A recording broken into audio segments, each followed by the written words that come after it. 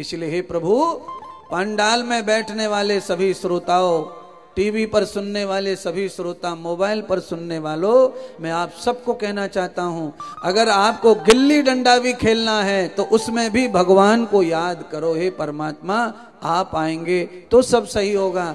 अगर बिना भगवान के गिल्ली डंडा खेलो तो गिल्ली कहीं जाए चाहे न जाए पर आंख की ओर जरूर जाती है। महाराज, गिल्ली डंडा का खेल खत्म हो गया, नहीं तो कितने सारे कनेटा बैठे हैं गिल्ली के। अच्छा, क्या घिस गया तुम्हारा महाराज?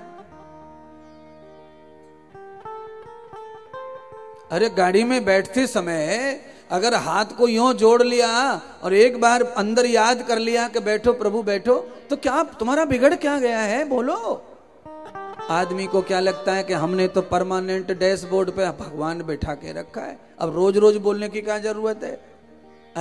अच्छा, जैसे तुमने भगवान बिठा के रखा है डैशबोर्ड पे, ऐसे अपने इकलौते बेटे को गाड़ी में बिठा के लॉक लगा के जरा चले जाओ ना 3 दिन के लिए बाहर, पता चल जाएगा बेटा मिलेगा कि नहीं मिलेगा। अच्छा बोलो, क्या होगा तुम्हारे बेटे का, ये तो बताओ। अगर आपने कार के अंदर बेटे को लॉक कर दिया और 3 दिन नहीं ध्यान दिया तो क्या हो सकता है, ये तो बताओ। बेटा जिंदा रहने वाला नहीं है, बोलिए ना। और डैशबोर्ड पे क्या चल रहा है? डैशबोर्ड पे गाड़ी में धर दिए भगवान, ऊपर से डाल दिया पर्दा, और 3 महीने के बाद गाड़ी बाहर निकल रही है, कहीं आवे न जावे, दुकान मकान घर, दुकान मकान घर, काम इतना ही है। अब इतने दिन बोलो डैशबोर्ड वाले को पानी पिलाया क्या, खाना खिलाया क्या, हवा लगाई क्या, कुछ पूछा क्या? नहीं। और रक्षा करना, बोलो रक्षा करना। और सुनो, एक और बताऊं सुधीर, एक और बताऊं, एक और बता दो गुरुजी। क्या बता दो? लो जी बता देते हैं। गाड़ी के डैशबोर्ड पे भगवान की तस्वीर लगी है, मूर्ति लगी है। जहां अगरबत्ती लगनी चाहिए थी वहां सिगरेट का पैकेट पड़ा हुआ है, गुटखा का लहरी पड़ी हुई है, गुटखा की लड़ी पड़ी हुई है हनुमान जी के बगल में। हनुमान जी, हम तो हैं ही गद्दार, तुम्हारा मन करे तो तुम ही फाड़ लो और खा लो। ये लॉजिक नहीं है, रोज का नाटक है सब कार वालों का। एक 4% कार का नहीं कह सकता, बाकी मैं 95 की गारंटी ले सकता हूं। हाँ, ट्रक वालों की तो भगवानों का ही ठिकाना नहीं है। आगे भगवान, पीछे भगवान, दाएं भगवान, फलाना भगवान, और सब हनुमान, सबरे प्रकार के हनुमान, लेटो खड़ो सोयो सब भगवान, और दारू की देसी बोतल सामने रखी है। बकरे की टांगे चूस के होटल पे फिर गाड़ी चलाने बैठे, और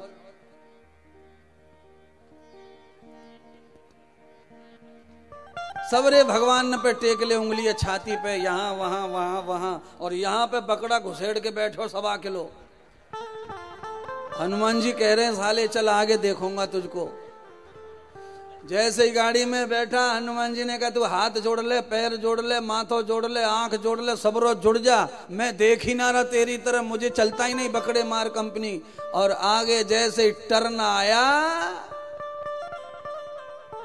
हनुमान जी निकल के अपनी साइड में, और तू जान और तेरा ट्रक जान।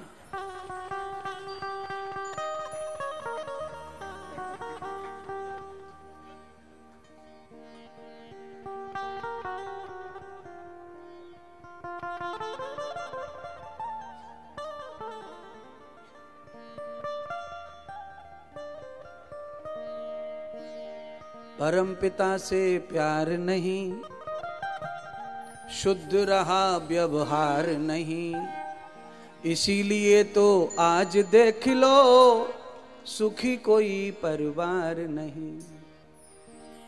परमात्मा के साथ कितना गद्दारी करते और कितना फल मांगते भगवान से। सुनिए, गाड़ी में मूर्ति लगाने की बिल्कुल भी जरूरत नहीं है। गाड़ी में मूर्ति जो नहीं लगाएगा वो बहुत खुश रहेगा। तो महाराज फिर गाड़ी में चढ़ते उतरते समय भगवान को साथ ले जाओ, भावना से साथ लेके जाओ, और गाड़ी में न झूठ बोलो, न गाड़ी में बकवास कोई गंदा कर्म करो, और न गंदे लोगों को गाड़ी में बैठने दो। आपका रास्ता क्लीन रहेगा महाराज। ठाकुर जी आपके संग संग चलेंगे महाराज। मूर्ति में बैठ के मंदिर गाड़ी बन जाती है तो गाड़ी में फिर किस किस बात का ख्याल रखना चाहिए। अगर आपने मूर्ति रखी है, एक नहीं 5 रखो, पर मूर्ति रखी है तो उसकी लाज भी रखो, गाड़ी में ध्यान तो रखो। सामने हनुमान जी बैठे, सामने गणेश जी बैठे और आगे वाली सीट पे जो होता रहता गुंडागर्दी, उसका क्या? बोलिए। हम उम्र के 2 लोग आगे बैठ करके जो जो गंदगी करते हैं, सामने भगवान बैठे हैं, बोलो। और फिर कहते हैं एक साथ दोनों चले गए, एक भी नहीं बचा, ऐसा क्या पाप किया था? भगवान कहते हैं गाड़ी में किया था, हमने देखा था, तुमने नहीं देखा है, तुम खाली रो।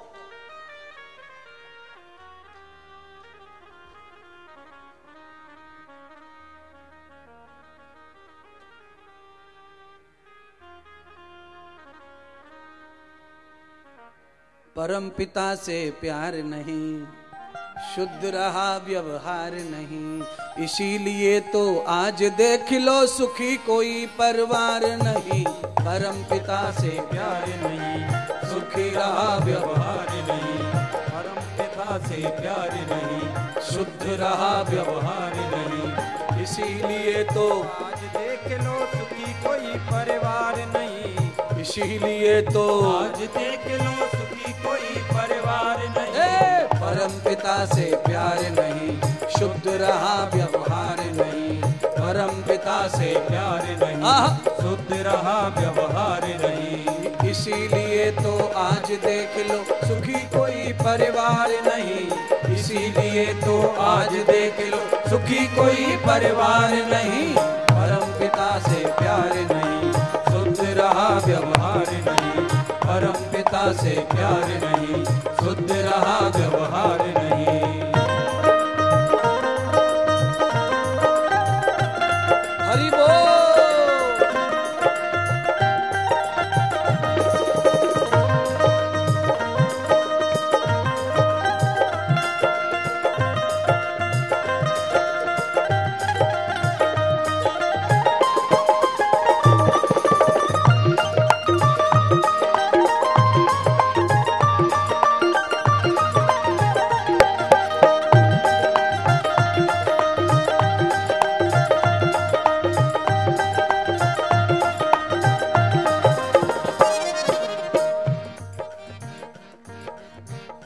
सवाल के साथ भजन गाऊंगा।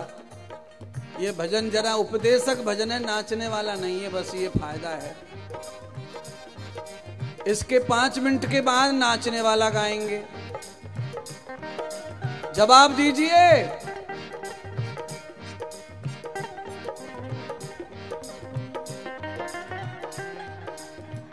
कौन पढ़ा लिखा बैठा है यहाँ पे, उनसे पूछना चाहता हूं। अच्छा बोलो, जून के महीना में कौन सी शराब पीनी चाहिए?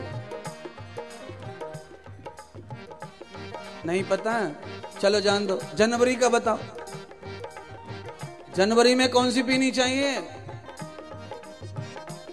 मतलब मौसम बदलते हैं, ऋतु बदलते हैं, पर शराब का कोई ब्रांड बदलता नहीं है। अच्छा छोड़ो, जून के महीना में कौन सा बकरा खाना चाहिए और जनवरी में कौन सा खाना चाहिए, फर्क बताओ।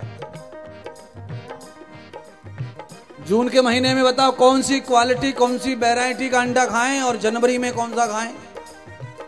गर्मी का अंडा कौन सा, ठंडी का कौन सा, बताओ तो सही। नहीं, 12 महीना वही, 12 महीना वही अंडा, वही है। कभी भी खा लो वही अंडा है, कभी भी खा लो बकरा भी वही है। पर आ जाओ लौट के हिंदू धर्म में, यानी कि सच्चे हिंदू, नकली नहीं। हिंदू में 80% खाने वाले ही हैं सब, खाली 20% बचे जो साग रोटी में खुश हैं। और जो साग रोटी में खुश हैं उनके लिए भगवान एकदम खुश है, प्रसन्न है। कैसे खुश है? अब धीरे धीरे गर्मी आ रही है तो धीरे धीरे तरबूजे आ रहे हैं महाराज। क्या आ रहा है? तरबूजे। जैसे जैसे गर्मी बढ़ेगी पत्रकार, वैसे वैसे तरबूजा आएगा रसदार लबलबाता हुआ। अंगूर फड़फड़ा रहा है दुकानों पे, संतरा लबलबा रहा है। गर्मी में पानी चाहिए, ग्लूकोज चाहिए, नमकीन पानी, नमक पानी का घोल ना पीना पड़े, इसलिए भगवान ने पहले ही धूप में गर्मी में ऐसा तरबूजा डाल के रखा है, चौड़े में पड़ा है धूप में और खाने वाले को ठंडा कर देता है। ये लीला परमात्मा तुम्हारे लिए कर रहा है, फिर भी तुम्हारा खोपड़ा सड़ गया। अंडा खा रहे हो, मांस खा रहे हो, तरबूजा छोड़ के उधर मर रहे हो। बोलिए, अच्छा बोलो, ठंडा पानी धूप में रख दो तो कैसा हो जाएगा? गरम। पर उस पानी को भी पियोगे तो वो प्यास बुझाता है, क्योंकि उसका स्वभाव शीतल है। ये परमात्मा, ये परमात्मा कर रहा है। और तुमने जून के महीने में एक अंडा ज्यादा खा लिया ना तो पसीना यहां से बहता है, असर दिखाता है तत्काल। परम पिता से प्यार नहीं, शुद्ध रहा व्यवहार नहीं। एक ही दिन बचा है महात्मा के पास में, इसलिए अपना जितना भरा है ना महात्मा में तुम्हारे लिए सब निकलेगा। आखिरी एक दिन रह गया है, 1 घंटा बचा है, मैं ना छोड़ूंगा भैया। अगली बार तुम सुनने आओ ना आओ, धोखे में न रह जाए, कोई गड़बड़ी न हो जाए। महात्मा परमात्मा पूछेगा मुझसे, कथा करके आया, कुछ सुधार के आया, क्या ऐसे बकबक करके आ गया? भगवान से मैं कह दूंगा, महाराज मैंने तो जो कहना सब कह दिया, तुमने जो भेजा, अब जिसने जो लेना है वो ले लो, नहीं लेना है तू काए खात मछरिया, तू काए खात मछरिया, ए तू काए खात मछरिया, तू काहे खात मछरिया। एक मछली खा ली उसने, 3000 जीवों को खा लिया। मछली इतने प्रकार के जीव जंतु पानी में खाती है, और एक मछली में इतने जीव घुसे पड़े, सब तुम्हारे पाप लगेगा तुमको। भगवान से प्यार क्यों नहीं होना चाहिए? परमात्मा से प्यार होना ही होना चाहिए, इतनी उसने हमारे ऊपर मेहरबानियां की हुई हैं।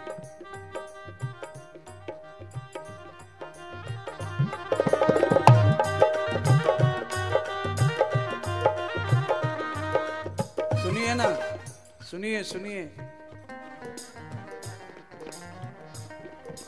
जैसे ही नवंबर का महीना आता है, ठंडी शुरू हो जाती है और खेत में से बाजरे का अनाज घर आ जाता है।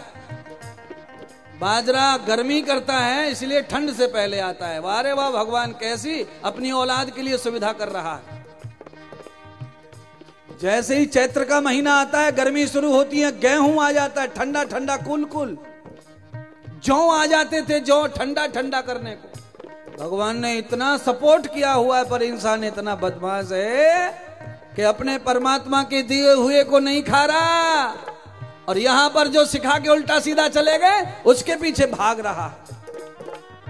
अन्न फूल फल मेवाओं को समय समय प्रभु देता है, अन्न फूल फल मेवाओं को समय समय कर देता है। समय समय प्रभु देता है, समय समय प्रभु देता है। जून के महीने में गेहूं बो दीजिए, फल आएगा नहीं। जून के महीने में गेहूं बो दो, फसल आने वाली नहीं है, समझ लो। जून के महीने में तरबूजा बो दो, फल आने वाला नहीं है। क्यों? जून के महीना में तो तरबूजा खत्म होने का, खाने का पीने का खत्म। जैसे तरबूजा खत्म होता है, खेतों में बारिश ऊपर से शुरू हो जाती है, पानी में पानी मिला देता है। और तरबूजे में क्या है? तरबूजे में 90% ग्लूकोज होता है, इसलिए शुगर वालों के लिए वर्जित है 90% ग्लूकोज। रोजाना आधा किलो तरबूजा खाना चाहिए 4 महीने गर्मी के, सुबह सुबह भूखे पेट। आहा, गाल ऐसे हो जाएंगे महाराज जुलाई में, आहा गाल लबलपाएंगे, बाल हिलेंगे, टांगे सुरसुराएंगी, घुटने का सारा ग्रीस वापस आ जाएगा। पर कौन खा रहा है? वो तो बाजार में जाते हैं, चाट वाले की दुकान पर पपीता, सगुला, खचड़ी, खकड़ू, एक एक पीस दोना में धरवायो, एक मक्खी टपकवाई मरी और खा।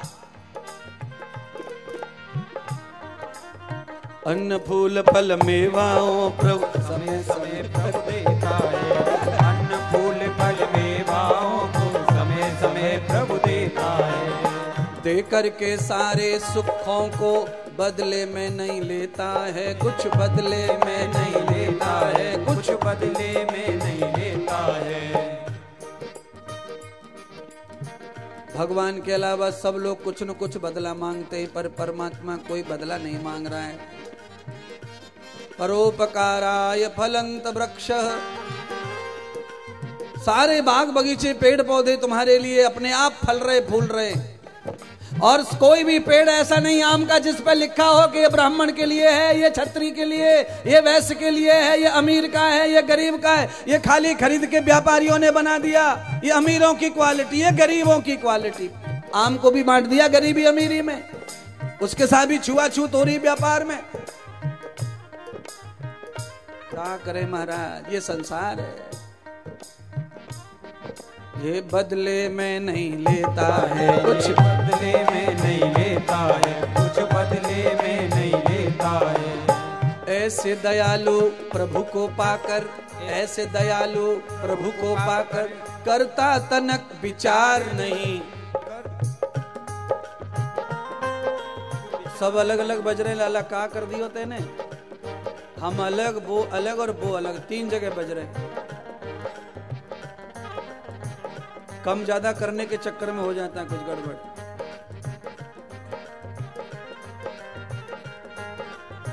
ऐसे दयालु प्रभु को पाकर करता तनक विचार नहीं। परम पिता से प्यार नहीं, शुद्ध रहा व्यवहार नहीं। परम पिता से प्यार नहीं, शुद्ध रहा व्यवहार नहीं। परम पिता से प्यार नहीं, शुद्ध रहा व्यवहार नहीं। बोलिए सच्चिदानंद भगवान की जय हो, सच्चे दरबार की जय हो, यजमान परिवार की जय हो, भक्त श्रोताओं की जय हो, भारतवर्ष की जय हो। परमात्मा अपने मित्रों की आवाज को सुनकर उखल खींचने लगे। भगवान से रहा नहीं गया, उक्कल खींचा, और जब खींचकर दरवाजे पर आए तो उक्खल से दरवाजा खुला। दरवाजे के बाहर यमल अर्जुन के वृक्ष खड़े हुए थे।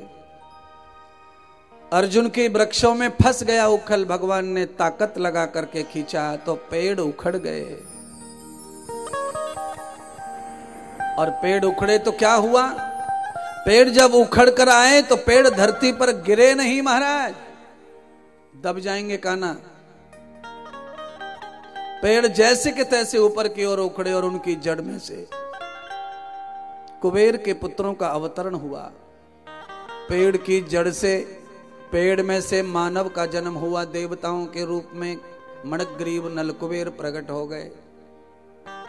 बालकों ने हल्ला मचाया, बाबा भागो भागो भागो, लाला काना दब गया दब गया दब गया। नंद बाबा भागे गौशाला से, कन्हैया जी को जल्दी से खोला, अपनी गोद में उठाया और साइड में खड़े हो गए। तब जाकर पेड़ धरती पर गिरे महाराज। नंद बाबा ने पूछा, तुम कौन हो जो पेड़ से देवता बनकर प्रकट हुए हो? उन्होंने कहा, हम कुबेर के पुत्र हैं। नारद जी के श्राप से हम पेड़ बन गए, जड़ बन गए, वृक्ष बन गए। भगवान श्री नारायण के अवतरण के स्पर्श से ही हमारा पाप समाप्त होने वाला है। तो आज नारद जी के श्राप का अंतिम दिन था। भगवान ने उखल लीला की। भगवान के इस उखल स्पर्श से हमारा जो श्राप है वो शांत हो गया, और हमारा पुनः जीवन पहले जैसा धन्य हो गया। प्यारे बंधुओं, इस कथा का मर्म क्या है? इस कथा का मर्म यह है कि जो अपनी इंद्रियों का गलत प्रयोग करता है उसे पेड़ पौधे की योनि में जाना पड़ता है। वो तो भला करो कि श्री नारद जी की वजह से उनका तो उद्धार हो गया, और तुम्हारे पास में तो नारद भी नहीं, कोई साधु गुरु भी नहीं है, तुम्हें कौन मार्ग दिखाएगा? और कैसे भगवान तुम्हें स्पर्श करेंगे महाराज। एक महान पुरुष का मतलब पुरुष नहीं है, पुरुष का मतलब होता है किसी महान आत्मा का। अगर कोई दिव्य आत्मा स्त्री के रूप में या पुरुष के रूप में सृष्टि में है और वो किसी पापी को थोड़ा स्पर्श भी कर देती है अपने